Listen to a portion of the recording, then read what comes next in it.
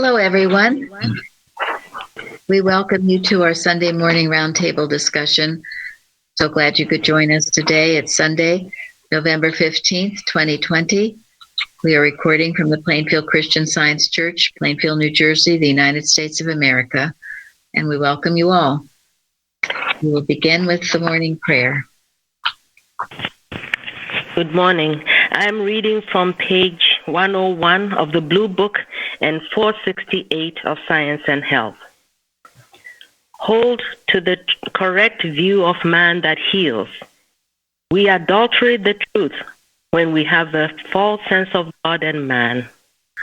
We have idols when we hold in thought the beliefs of sin, sickness, and death and believe them to be real.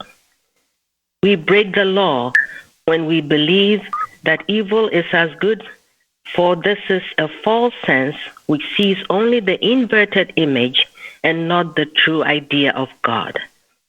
Hence, it prevents us from reflecting the healing truth, having but one God and loving our neighbor as ourselves. What is the scientific statement of being? There is no life, truth, intelligence, nor substance in matter. All is infinite mind and its infinite manifestation, for God is all in all. Spirit is immortal truth. Matter is mortal error. Spirit is the real and eternal. Matter is the unreal and temporal. Spirit is God, and man is his image and likeness. Therefore, man is not material. He is spiritual. Mary Baker Eddy. Thank you. Thank you. Watching. Amen. Yeah, that was beautiful. Thank you. And we are putting up the prayers on our carousel, so you can all go back and work with them. They're mighty and powerful. And thank you for finding them, Florence. All right, watching point. Watch number 97. Watch lest in your effort to be scientific, you leave in your premise some assumption of the reality of mortality or materiality without realizing it. If you start with the declaration that there is no matter, matter merely being the way God's universe appears to one who is in rapport with mortal mind's claim of mesmerism, if you still retain the belief that you have or ever have had the capacity to be controlled by human thinking, this belief would keep man mortal and prevent him from making the demonstration of the fact that he is receptive to divine mind alone and never has had any other capacity. The declaration that man is perfect must include the realization that he is not a wrong thinker, that he has no desire to be such, that he has never been one, and that God never created him, and God never created in him a capacity to think other than correctly. Since his eternal existence as a child, God's child, has forever included the qualities of perfection and goodness. End quote. Thank you. Comments on that, please.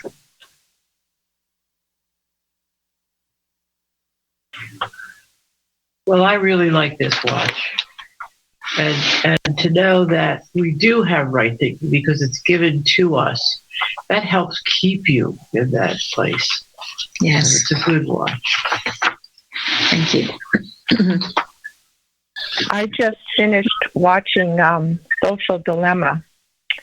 And this watch, I just watched, I hadn't watched it before. I chose the watch.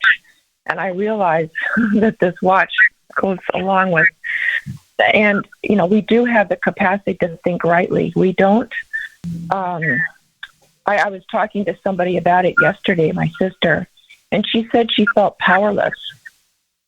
And I was just so grateful that I could say that is the last thing I feel, because mind is the only mind, God is the only mind. She was raised in science too. And so I was just reminding her that we have to remember that as a child of God, as expression of mind, we do have the capacity to think rightly about everything. And I was so grateful that I could say it and know it to be true. That is wonderful. Thank you. It's so true. None of us should feel helpless or powerless right now. That was part of the intent of my testimony Wednesday. And to know that we have the power of God working, and it goes everywhere. Jeremy sent me this quote too from Precepts, Gilbert Carpenter's Precepts, that goes along with that. And it is from the world that we recruit new members. It is in the world that we work as mental missionaries. Because we work mentally, we can go into all the world and preach the gospel and heal the sick. We could not possibly fulfill this demand of the Master physically, but when we perceive the scope of thought and the numbers of people we can reach mentally, we realize that that is the only way to fulfill it. So never feel helpless or powerless. We've got the power of God. And as the watching point brings out, to be claiming our oneness, this is what demesmerizes. The problems are because people are mesmerized. As it said in the watch message, you're mesmerized by the mortal pictures. So we must stay clear, demesmerized, and then waking up the world so that they cannot be mesmerized and believing in all of these lies of division and whatever else. And Mrs. Evans used to, in her teaching and her practice, she used to remind us to be aware of our surplus, what she called our surplus thinking. In other words, what's going on in your consciousness when you're not actively handling something, or you're not actively working on something? Are you drifting into the belief that the mortal picture around you is what is true? Are you drifting into the belief that maybe there are people that are wicked, that you could hate, or that hate you? Are you believing that evil is real, and are you upset about it? She calls that our surplus thinking. Our surplus thinking, we've got to watch what's in our surplus thinking and be aware of it. That came actually from a watching point. Mrs. Evans to speak to it, but it's a watching point. Gilbert Carpenter talks about the surplus thinking. And this is why this book, 500 Watching Points, is so invaluable for any of you who haven't read it yet or don't work with the watches we're given each week to work with, because this is what changes you from inside out. You change. You learn so much. He was so wise, Carpenter, and he, as we've said, he worked in Mrs. Eddy's home for a year and gleaned so much from that year. So the fact that he took, he went home and he took decades working all this stuff out, to me means that I don't need to take decades working this out for myself. I can read it and at least got a little jump on it. So I'm very glad for that. Yeah, we benefit from the fruit of these early workers. Thank God for them. So yes. Yeah. And I think what comes from them, from science and health or Christian Science, is the only spiritual weapon with which we can, define aggressive false material beliefs. Because we cannot do it with human will or ignorance or fear. It says that Christian Science is a spiritual weapon which we can use. All that it says in there is to help us to see the unreality, the nothingness and powerlessness of the aggressive suggestions. Thank you. Thank you. Exactly. Which is why if your surplus thinking isn't up to snuff, spend more time reading the textbook, reading prose works. Spend more time in prayer, watching your thought. it will pay off 100-fold if we do that. And then make sure you connect the dots, because you can't just sit and read and then go off and worry and be fearful and all of that. You work it. You work it when you're out and you're confronted with the negativity of mortal mind. You prepare your thought until you have dominion. Yes. Over these false beliefs that the world is throwing at us. And that's what a treatment is. That's what a watch is. It's getting your thought in line with the Father, so you realize His omniscience, omnipresence, omnipotence, without a doubt. And that's what was required of Mrs. Eddy's students in her home every day, all the time. She couldn't have anything but that. And we should realize, aren't we Mrs. Eddy's students? Shouldn't we demand this of ourselves? And isn't this Mrs. Eddy's home? Yes. So now I'm going to have Florence speak to something. Carrie pointed out another anti Mrs. Eddy, anti-Christian Science book has been written. And it goes along with everything that's happening right now, the attack on our nation, the attack on all nations, the secular antichrist that's going on. So why not? Well, Mrs. Eddy, let's attack her as well. And these are third or fourth generation Zionists and all this kind of stuff, which shows they never got it, ever. Okay, go ahead, please, Florence. Yeah, Mrs. Eddy said a lot about her book, Science and Health. She told students that if you will make a study of science and health for 1 month and go through the book as you would any textbook in college, it will be of great advantage to you. To another, she said, God wrote the textbook. Study it. Let God speak to you. And to the warning that she gave Annie Knott, that the time will come, or the time might come, when medical thought might be so organized that it would make the practice of Christian Science almost impossible. She said the remedy was, when that time comes, I want my students to take every means possible to make science and health available to the world. So on page 110 of Science and Health, she writes that no human pen, nor tongue taught me the science contained in this book, Science and Health, and neither tongue nor pen can overthrow it. This book may be distorted by shallow criticism or by careless and malicious students, but its ideas may be temporarily abused and misrepresented. But the science and truth therein will forever remain to be discerned and demonstrated. So here we are. It's telling us this, whatever she has in Science and Health must go out to the world. And I feel that maybe we can, or not maybe, we should include Mrs. Eddy's place, her own place, and Science and Health, the receptivity of it, in our individual watches, because they're essential right now. Because also in the Blue Book, page 100, she said that the whole salvation, our whole salvation, rests upon the manner in which we treat her, since the way comes to us through her, and God demands that we love our neighbor by having the spiritual sense of our neighbor and the spiritual sense of our teacher and mother as God's idea that we must love and honor. So this is part of what we have to be doing, and I include that in my watches. And so I'm just feeling that if we all can do that, it will be very, very helpful.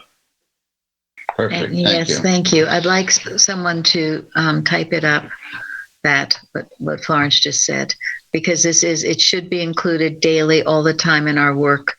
We take the offensive in this. We must now, for people to be writing these books like this and thinking they have clout because they are third and whatever fourth generations class taught practitioners, whatever they say. I am not impressed. It means nothing. It means zippo. When people come to me and tell me they've got all this background in science, it means zippo to me, because we've seen it time and time and time again. Are you living it? Do you really understand it? Some of these people have never even read the textbook through or prose works. And some of them are on the board of directors of the church in Boston. And it is that kind of thought that excommunicated our church. It is that kind of thought that has excommunicated, since Mrs. Eddy left us, many, many of the finest workers in the field.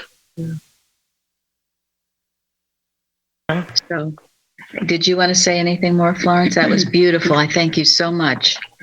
I mean, we lose the right sense of the messenger, and then the message doesn't mean much. So it's, we have to do this. Yes. Yes, and that's why we have great respect for all of those, Bliss Knapp Young, Paul Smiley, those who saw her as the woman in the apocalypse, who gave her the proper respect, because with that comes the great healing power. She says you can't not see her correctly and demonstrate science. It's impossible. And there are some great examples of it. Those people end up turning on her because they haven't seen her correctly. So, in Eustace, and I think it's in Questions and Answers, Eustace says, see everybody as a Christian Scientist and a good one.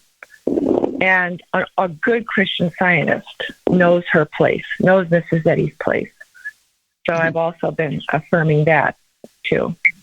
Yes. And in Watches, Prayers, and Arguments, it says, know every day that the time for Christian Scientists has come, or for people to accept it has come, something to that effect. So yes, and that is the truth. And that's how we turn around this false picture. But we must not be naive to it. We've got to know what's happening, and we combat it, and we work on it till we get the peace of mind to know it's utter nothingness. Until then, unless you've done that, the words are just. So today we're going to really get into our subject, mortals and immortals.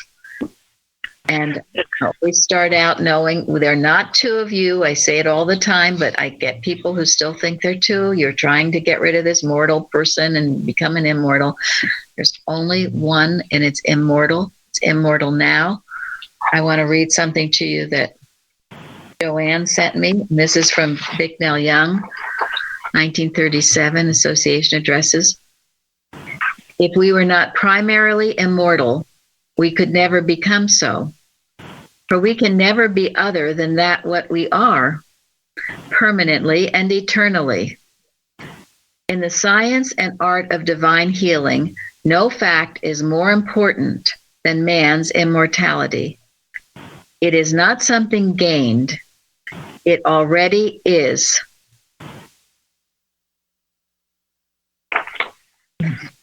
So there we are. That's what we start from. Perfect God, perfect man, perfect universe. Yes, our immortality. It's very important you understand this. You're not trying to shrug off this human person. Mrs. Eddy says that mortality gets swallowed up in immortality. Once you know your immortality, the other just disappears because it was never true. And that's why death is swallowed up in victory. Thank you. That's why. Anything else, anything other that appears, that tries to persuade you that man is not immortal, is an illusion. And that is why we can't trust the material senses. It really is that simple. Now, putting it into practice may be a challenge. But we have unity. But this is a science. This is not faith healing. This is not New Age. This is not human opinion. This is a science. And if we are willing to learn the science and put into practice solve the problems in our textbook of life as they come to us, we will gain an understanding of the science. And what a tremendous opportunity we have. Yes, because that's what is immortal and indestructible and makes us at one with God. Only that. Thank you. Thank you. Is that he says we have no principle to demonstrate if we don't understand that or accept that. Yeah. Yeah.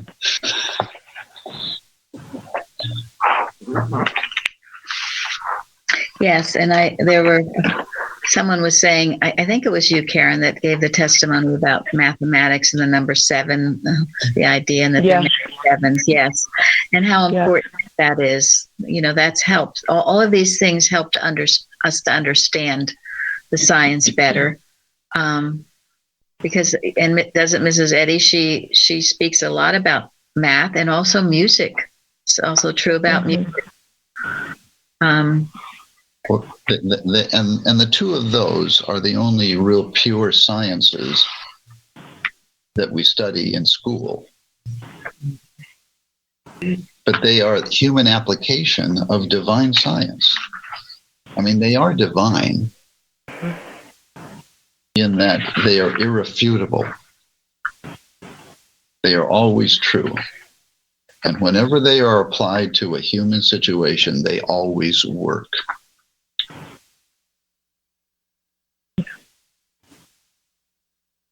So in this lesson, there are many examples of reaching our immortality, how to do it. First in Proverbs, trust in the heart, trust in the Lord with all thine heart and lean not unto thine own understanding. And then the story of, I've done the story of the temptation recently, but the loaves and the fishes, ye seek me not because you saw miracles, but because you did eat of the loaves and were filled. Again, what are we seeking after? Are we seeking after our human comfort, our physical healings? Because this is where you slide into your mortality. You will. You're seeking the wrong thing. And when you seek that and that becomes powerful, you want that certain job or that house or that husband or this or that you want, your human will gets involved. You go out of your immortality. You become immortal in the Adam dream. When you're seeking the things of God, seek him and his righteousness. Then all those things are added unto you, but it's not what you seek. And in that way, you stay immortal. You stay in that sense of things. I loved in the lesson where it says in the Bible, it is written, be ye holy, for I am holy. Now, that definition of holy is entire and perfect in a moral sense, pure in heart, temper, or disposition. And then Joe wrote to it, and this was also what caught my attention in the lesson as well, in Science and Health. If we array thought in mortal vestures, it must lose its immortal stature. Nature. Nature. And then she says, what struck me this week was that it says thought that is arrayed, not a physical body, talking about thought. And another word for vestures is habits, and array means to splendidly adorn or bedeck. So what mortal habits am I splendidly adorning in my thought? Impatience, willfulness, discouragement, self-pity. So, and in looking up that, the definition of mortal, does anybody know what that is? It's dead, isn't it? Doesn't it mean dead? Thank you. Dead. Temporal. Destined to die. Deadly in malice or purpose. Extreme, violent, destructive, to life. So, we talk about mortal and mortals and mortality. Think of that. That's not good. Okay. We don't want to get into that. And mortal mind. And mortal mind. It's deadly. And it was one thing Mrs. Evans taught us here. Anything mortal like that, it's out to kill. And there's no good in it. It's destructive. So mortal vestures, and then the vestures, garment, robe, clothing, covering. Well, as Joe said, when you do that, you're going to lose your immortal nature. Like, excuse me, as Mrs. Eddy says, but Joe wrote about it. So stay out of that mortal thinking. It's always destructive. And bells, as you grow in science, when you go there, bells should go off. If you start to feel jealous about something, if you start to feel disturbed in any way, if you start to feel hateful, resentful, tired, bells should start to go off, because you're going into this mortal sense of things. And all that sense can do is what? Destroy you. Kill you. Go ahead, Sam. Yes, it'll kill you. If you allow it. If you allow it, if you listen to it. Now, I wanted to read to you something. This is so beautiful. It's from the Christian Healer. It starts on page 195, I guess. There's a whole chapter called The Wedding Garment of Divine Love.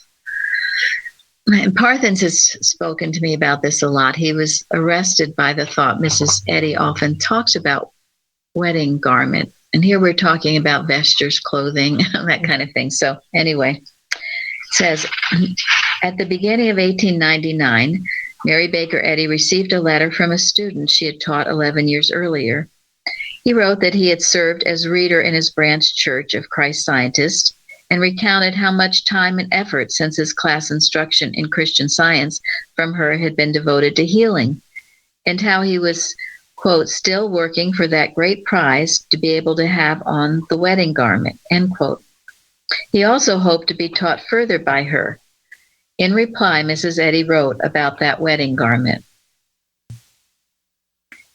It is first the desire above all else to be Christ-like, to be tender, merciful, forgetting self and caring for others' salvation, to be temperate, humble, pure, whereby appetite and passion cease to claim your attention, and you are not discouraged to wait on God.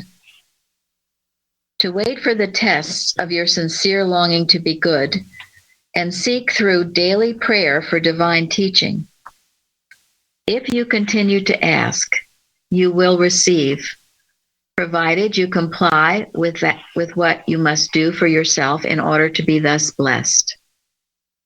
Reading or listening to my teaching, The Truths of Christian Science, will not do for you what this earnest seeking and knowing and following can do for you.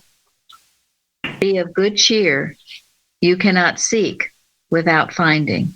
And then it goes on. That was her quote. And that is very important. Be ye holy, for I am holy. The wedding garment is a term Jesus used in a parable about those invited by a king to his son's wedding, to which many are called, but few are chosen. In her message to the Mother Church for 1900, Mrs. Eddy wrote, quote, "Today you have come to love's feast, and you kneel at its altar. May you have on a wedding garment new and old, and the touch of the hem of this garment heal the sick and the sinner," end quote. Mrs. Eddy was speaking out of her own experience. A number of years ago earlier, she had told her association, "One of the best cures I ever performed was apparently under the most adverse circumstances. I had spent 1 year of incessant toil upon my manuscript of my book, Science and Health, and put it into the hands of a printer for publication, who I found had allowed it to be taken from his possession, and I was thus obliged to return in the sackcloth of disappointment without it. A student soon called desiring me to assist in a case that was dying. I put on the wedding garments at once. and heal the case in 20 minutes. Mrs. Eddy's desire above all else to be Christ-like was constant. Her healing ability remained undiminished throughout her life. And it goes on. There's a whole chapter on that wedding garment. But you see, it's very beautiful. It's just that idea of putting on that Christ-like garment that enables one to stay out of the mortal sense of things, to stay in the immortal, and thus heal. So very tempting to, when she was pulled down, to stay down, but she didn't let that happen. Thank you. Back to garments. Thank you very much, because that's one of the points of this. That was a very, very upsetting situation. She could have just gone down, right? But she did not. She couldn't. And you can't either, whether you realize it or not. You can't afford to take these dipsy doodles into mortal mind. There was something else I found this morning. I thought it was so helpful. Well, and I just want to say that this is the true bread from heaven. This is the bread that if you eat, you will never hunger again. This is the water that if you drink, you will never thirst again. Because if you can raise your consciousness, and this is, this is what we're all striving for, or should be striving for. If you can raise your consciousness to where it is Christ-like all the time, you will never need to learn it again. And God will provide everything needful. And that is why Mrs. Eddy says, the point of Christian Science is not just to heal, but it's to raise our consciousness so high that it destroys sin, disease, and death. Destroys sin, sin is just a mistake. It's another word for a mistake about God and about yourself. And in knowing this and in staying in this state of consciousness, your very presence heals, which is what Mrs. Eddy, her very presence healed. Yeah. And I had turned to and reading in Science and Health today, this is on page 354, sin should become unreal to everyone. It is in itself inconsistent, a divided kingdom. Now, in my notes on it, and this was taken from the classes long ago given by Mrs. Evans, I had to be inconsistent is a sin. All these little foxes that spoil the vine. I mean, that's what it's saying, is it? It is in itself inconsistent, a divided kingdom. Sin is inconsistency. So when we excuse ourselves, and that's a big one, and I've given it too, you are not consistent, we don't stay with it. Here today, gone tomorrow, whatever, however, we're not consistent. Well, think of it as a sin. You don't want to go there again. You're going to lose your immortal nature, your vesture. You'll take off the wedding garment. And just to encourage everyone, when Paul was still Saul and persecuting, at least he was not inconsistent. Yes. All right? I mean, he may have been wrong, but he was consistent. He was consistently wrong. He did what he believed was right by God.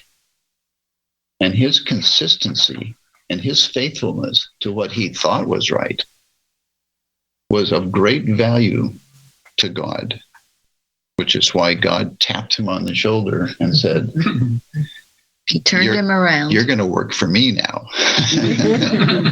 Well, there's hope for all of us if we are consistent, if we are honest. Yeah, honest. Because honesty is spiritual power. God can use an honest heart.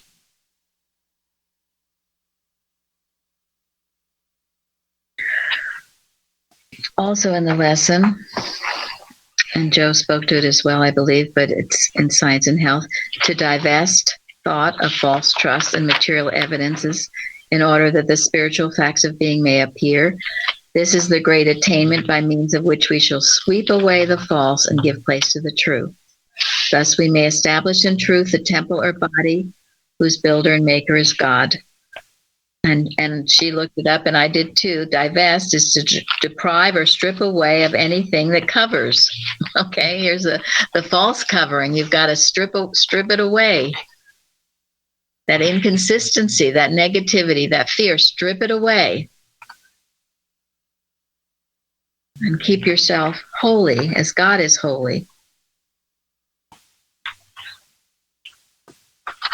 And Carrie sent to me talking about the bread of life. And, this is the bread that leads to everlasting life.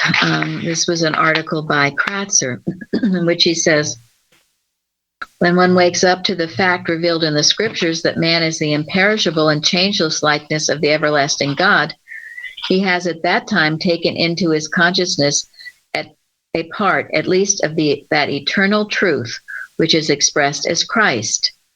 This fact, once assimilated in his consciousness, which is what Gary was talking about, becomes an eternal possession. He does not hunger and thirst for it anymore because he constantly has it. Very frequently, he may have occasion to apply this truth, this bread from heaven, to cast out errors of sin, sickness out of his consciousness. Nevertheless, he that eateth of this bread shall live forever. We thus see that the true communion, it is to be acquired that mind which was also in Christ Jesus. It is learned to know what God knows, to love what God loves, to choose what God chooses, and thus to be mentally or consciously at one with God and his Christ. So this is the seeking of that bread, the real bread, and the important bread. And as you do that, you become it, and you can never lose it. And that state of immortality, well, it leads to eternal life. We should never fear we're going to die. That's immortal. We're not mortals. We don't die. When it's time for us to leave, we walk out with joy. And you do that when your work is finished. And not until then. Not until, exactly. So remember, it is written, be ye holy, for I am holy. Keep consistently knowing that. So Parthens wrote about, it's really about the immortality of good, which I thought was really interesting. Did any of you watch the video that he? Yeah. What was it about? Well, first I thought it was an ad about you talking about the boxes, the love, to show you the love, or the other part? About the woman. Oh, okay. I didn't get that far. I didn't know what. I stopped at the. I don't know about the boxes. Did anyone about the woman who helped a beggar on the street? Oh no, I'm sorry. I didn't see that. I watched it. There was a beggar sitting on the street, and a young woman, very beautiful, very well dressed, very obviously wealthy, stopped before him and wanted to take him to buy him food. And he couldn't believe that somebody of such beauty and wealth would. Certainly, she was trying to mock him. And he kept asking her to go away. And a police officer came by to see if there was a problem, because he said, this fellow's always causing problems. And she said, I really just want to take him someplace to have some warmth and some food just for a little while. So the police officer helped her to lift the man up, take him to this cafe. And as they were sitting there, she said to him, do you remember me? And he said, your face looks very familiar. And she said, well, many years ago, right in this very spot, you helped me. I had graduated college, was moved to the city, had not been able to get a job. I was nearly starved to death. I came in and asked if I could work for food. And you told me that was not allowed, but he bought her a sandwich and sat down and paid for that for her. And she said, and now I want to return this to you. And the man just started to cry. And she offered him to come to her public relations. She owned this huge firm. I can't remember what it was. And that they would help him to get clothes, a place to live, and to give him employment. And it was how years ago, the love that he showed to her, it might have taken many, many years, and he may have fallen, but it was returned. God blessed him for the goodness that he did. Thank you, Nancy. Yeah. Beautifully told. Yes. It was a story, the immortality of good deeds. They're never forgotten. That beautiful poem, we had it recently, I think, in the Healing Thoughts, because I loved it so much, about pass it on. If you've something you've been given that's been good, pass it on. It will go down through time. So you want immortality? Well, what good deeds are you doing to help others? Because that's all about immortality. In Parthen's post, he writes, the law of the immortality of good is also exemplified in the story of Ruth, the young widow who after having lost all material support and security, lived a life of inspired giving, serving her widowed mother-in-law as though she were serving God. It was then, after a season of unstinting selfless service, that all things were added to her according to the law of the kinsman redeemer. Quote, giving precedes receiving, and my gifts to others precede God's gifts to me, end quote. Now, did she do it for that reason? No. Did she know that she would get rewarded in that way? Well, actually, she went to her home and left everything she knew and went to a place that maybe wouldn't even accept her. Thank you. That's absolutely right. And she had the opportunity to turn back. It's the whole sense of doing for God. Every good we do, it's all to honor God. It's for God, and that's when it comes back like that. That's when it comes. Yep. And that was brought out in that passage. She said it was serving God. She was serving her widowed mother-in-law, but she was serving God, and she knew that. And that is whatever job you're doing, whatever work it is, if you're in a business, if you're at home with children, if you are whatever, mowing your lawn, whatever you're doing, you keep knowing it is for God you do it. And we talked about that last week, I think. And that brings, in the Bible study, about leading a quiet life. That was a beautiful Bible study Thomas came up with. And Thomas, see here? Yeah. Do you want to say what you told me about that, Thomas? I'm here. So what were you saying about what you want me to talk about? Well, how for weeks you hadn't come up with a thought. Oh, yeah. So, when I do a Bible study, I usually have too many ideas. So it's kind of figuring out which idea I'm going to pick out of all this basket of ideas. And so for the last Bible study, for the first time ever, my mind was a blank slate. I had no ideas, none whatsoever. So, I can do a Bible study pretty easily. So I could have just created a Bible study. And I think it would have been decent to say, okay. But I didn't feel comfortable with it. I think it was fair with all the people that called in and people who prepare for it and everything, just to put together a few questions. So I just kept waiting.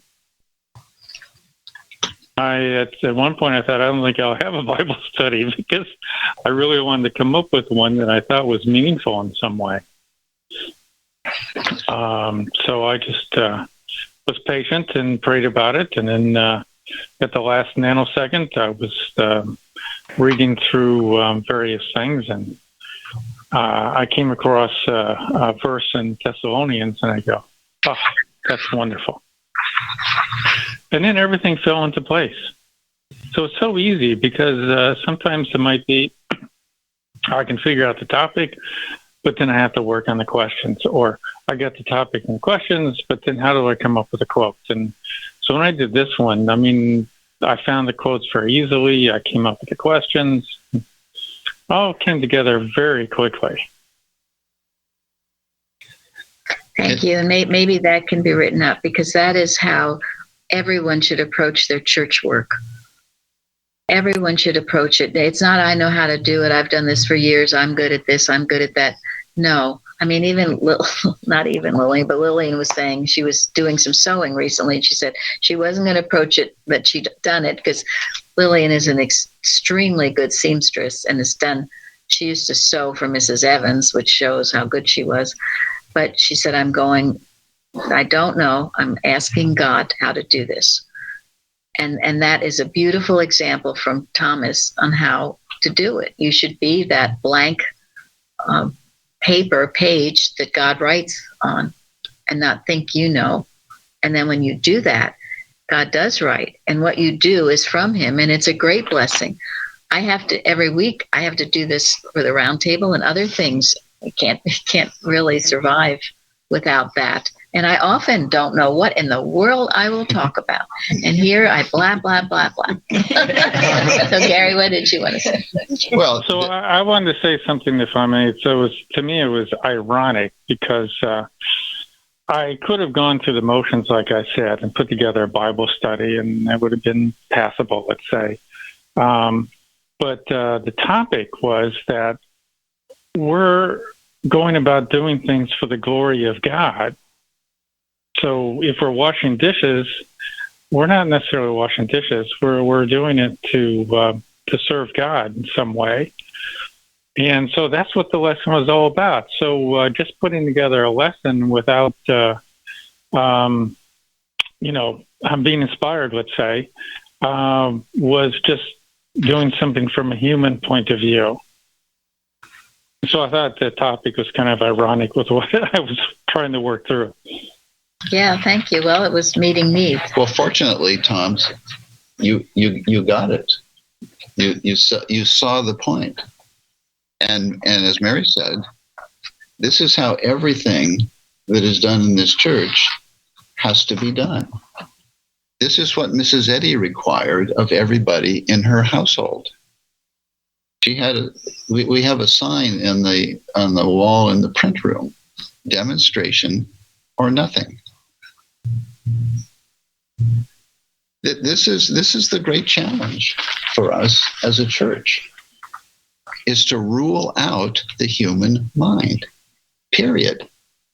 Not welcome at all. This is and what Tom's described, God's hand is on this church. I mean, there's no doubt that if we are obedient and patient and waiting for God to move upon the waters, he will, and he does. And everything that comes out of this church should come out from that experience only. And it's a wonderful thing to behold. A lot of people that have met us and have seen all the lessons and all the website and the Bible studies and everything that gets published, the magazine and everything, they say, holy mackerel, you must have hundreds of people to do all this stuff. But no, we don't. It's not hundreds of people who accomplish this work. It's a few people who have learned to demonstrate. And God does through them incredible things. And that, thank God, is including, it's not just Plainfield people. It's those of you from around the world who are learning, who are contributing, and who are learning to let God work through you. As Thomas. And there's many others. And that's why when you come saying that you've, class taught or telling me all you've done, or telling anybody, Florence too, I know she gets it as well, or that you know how to do this and you've been this, well, that doesn't mean anything. It doesn't. Do you know how to demonstrate? And in order to demonstrate, you have to have the humility to know, as Thomas did, he couldn't do it. As Lillian in her sewing, I can't do it. I of mine own self, what? Can do nothing. And do nothing. Can do nothing. The way you approach it all. And that is the standard. Period. If it Also, doesn't, could I? forget it. Go ahead. Could I just add to that lovely story that Nancy told about the woman and the man on the street? When he, at the end, when he said that he didn't know how to thank her, she said, "Thank God, He brought me to you."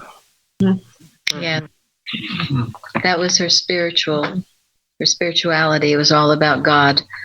And so the emphasis on this lesson about goodness being immortal.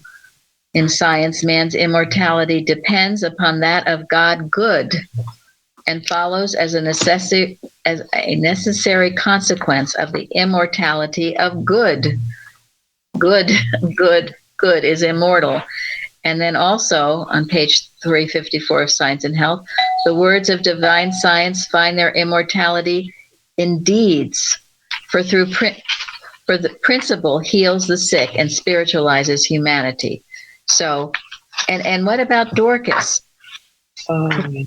What is it with her? It was her good deeds, right? Right. And she was raised from the dead.